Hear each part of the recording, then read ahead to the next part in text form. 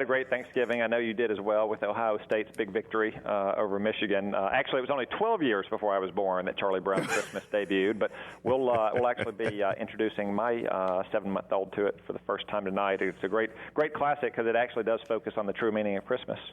It does. It's a wonderful show, and I'm glad you had a good Thanksgiving. By the way, we're referring to Urban Meyer now as Coach Zod, and I was on with Eugene Robinson, who had his sad face on yesterday. It's true that the Ohio State Buckeyes need to be in the college football playoff, and I couldn't get Ted Cruz to commit, but I'll ask you, don't you agree that if Alabama loses or Clemson loses next week, that Ohio State is the obvious choice for the 4th position in that?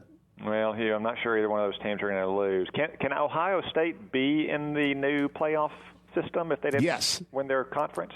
Yes, a conference championship, I read the rules very closely, is useful, but it is not determinative. It's the 4 best teams in the country. So if Michigan State... They're certainly very good after watching that game against Michigan. They're very good. Hey, now let's talk about something that Senator Cruz and I talked about, which is the Freedom Act, and whether or not it set us back. And Senator Cruz and Senator Rubio are throwing elbows at each other over this. And I know Senator Rubio has sponsored your legislation. Not sure if Senator Cruz has. Tell us what you want to get done that the America Act did not do when it amended the Patriot Act. Well, Hugh, the previous system, the NSA had to connect the dots using telephone metadata, in my opinion, was legal, it was constitutional, and it was effective. We took a leap of faith with the USA Freedom Act, which I opposed, because we're now asking companies to keep bulk data of call records, not personally identifiable information, certainly not content, just the numbers called and the time and length, and asking companies to conduct certain kinds of searches once our intelligence officials have an indication that there might be any kind of plot or other activity afoot. I think there's no reason to abandon a perfectly functioning system that was constitutional and legal and briefed to Congress, and my legislation would have simply put a pause for a couple months on the transition to the new system until the president could certify to Congress that it will be as effective as the old system. Unfortunately, the NSA made the transition over the weekend because the deadline is tomorrow. I'm looking at new legislative options to make sure that we don't use this critical tool to connect some of the dots that we very well might have missed before 9/11 that we could have found if we had had this system in place.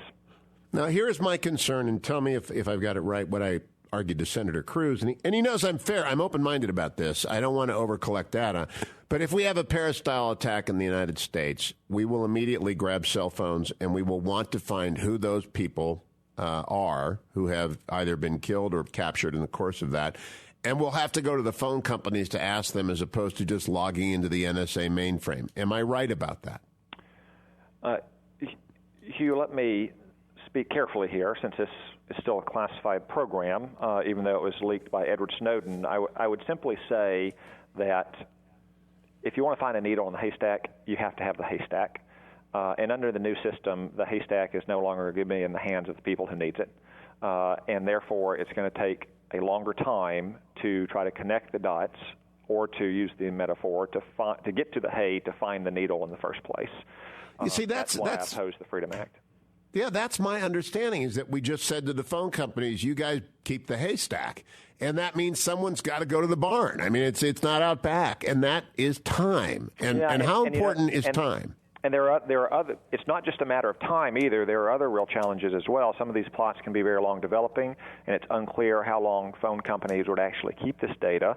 It's also unclear whether or not all that data is going to be subject to the same privacy safeguards and protections that the NSA subjected it to. I mean, I have visited with the men and women who conducted the old program at the NSA, not the director, although I visited with him as well, but the men and women, the young and middle tier professionals who ran this program.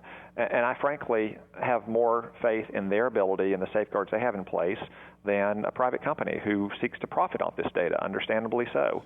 So there are other problems other than just the time delay, but the time delay is a serious and immediate problem. Let me, and by the way, those young people are there for a reason. They're part of the mission. and a phone company is for a different mission. But the mission of the NSA is to protect the United States from attack. Let me ask you about the... And that's a good point to remind people, Hugh. An agency like the NSA has a lot of military in it, has a lot of ex-military in it, and they are motivated, by and large, by love of country and patriotism and desire to make sure that they never see another 9/11. And I, frankly, have more faith in the people who have served in our military or serve in our intelligence agencies and who are dedicated to that kind of mission than I do in almost anyone else. Now, let me ask you about the other issue arising out of the Paris attack, Senator Cotton. You said, and I've repeated it a few times, that we ought to be doing now whatever we would do the day after the Washington, a Paris-style attack occurs in Washington. One of those things is worrying about end-to-end encryption of the sort that the terrorists were using. How in the world do you deal with that problem? Hugh, part of it is that we're going to have at least a Western response, if not a global response, because a U.S. solution alone is not adequate, because companies can just move offshore and then terrorists can use offshore devices. I think our counterparts in Europe, though, actually get this more than we do. If you listen to some of the things that President Hollande or Prime Minister Cameron have said since the attacks in Paris. But second, we need to have a real conversation in our society about the tools that we're placing in private hands, in my opinion.